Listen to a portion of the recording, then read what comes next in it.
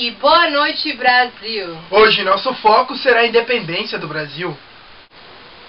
Estamos acostumados a entender a independência do Brasil como um desfecho conservador para o período de crise nas relações entre a metrópole e a colônia. Os grupos dominantes trataram de garantir seus interesses por intermédio de Dom Pedro, que assegurou a continuidade da monarquia e da escravidão.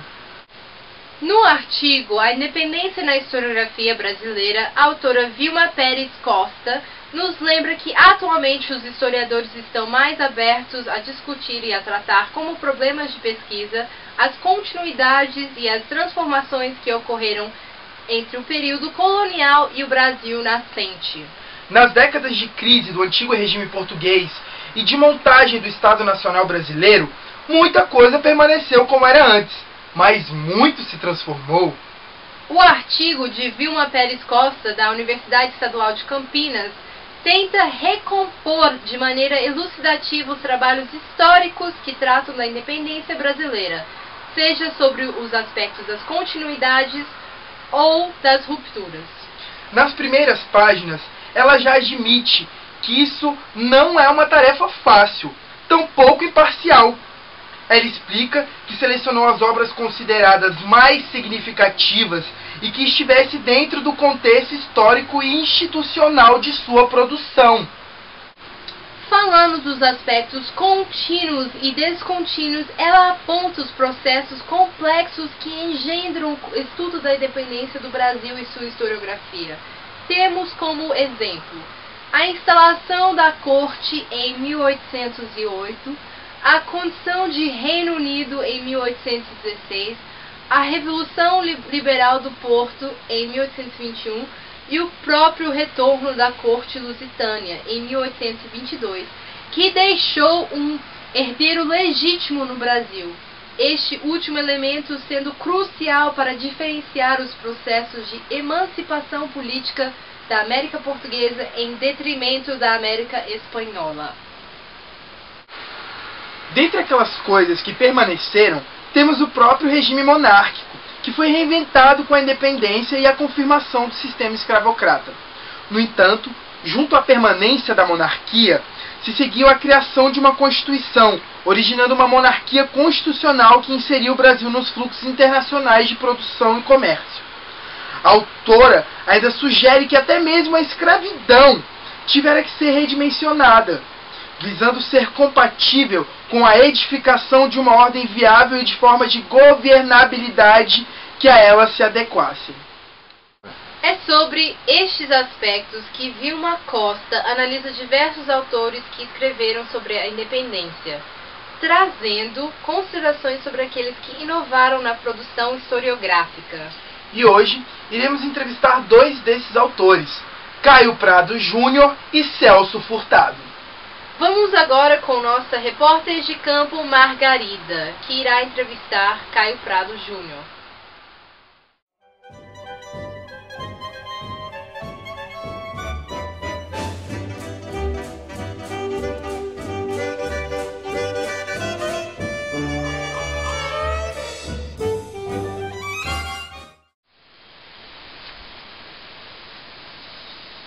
Olá, Mônica e Luiz, e boa noite, Brasil!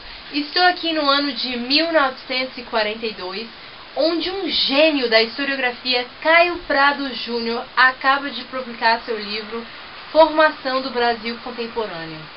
Senhor Prado, o que o senhor pode nos dizer sobre a questão da independência neste livro?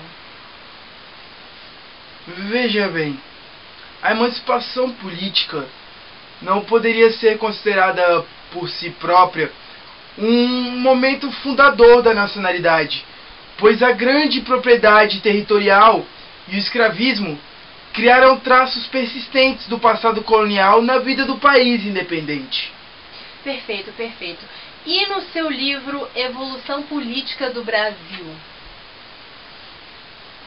Bem, neste livro eu procurei forjar a identidade nacional através de luta de comerciantes, escravos, mercadores e artesãos dentro da estrutura maior.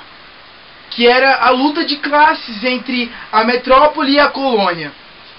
Assim, a independência aparecia como uma revolução que desafiava as forças conservadoras e foi realizada no período entre 1808 e 1831. Muito obrigada, Sr. Prado, e muito obrigada, Brasil. Voltamos agora ao estúdio com Mônica e Luiz. Obrigado, Margarida. Bem, agora vamos entrevistar Celso Furtado, um dos mais destacados intelectuais do país. Vamos agora com o nosso repórter de campo, Edwin.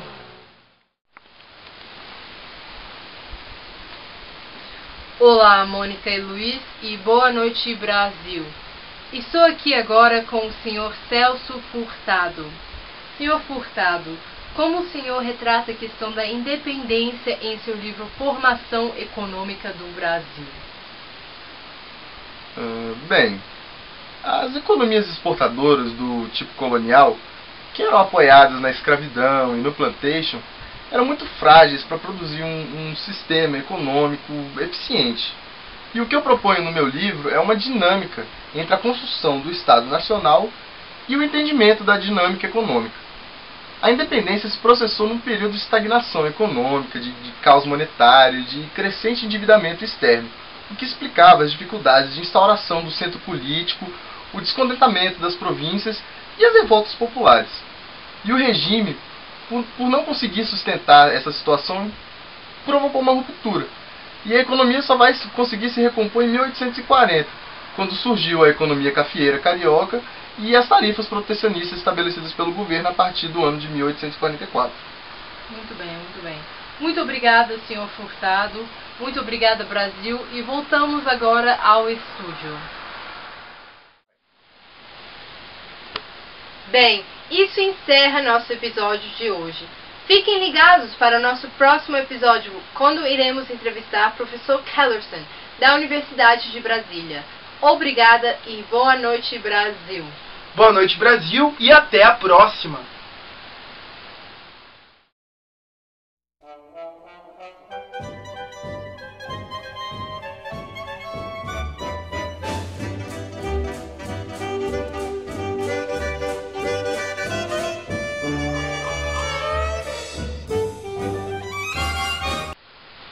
Obrigado, Margarida.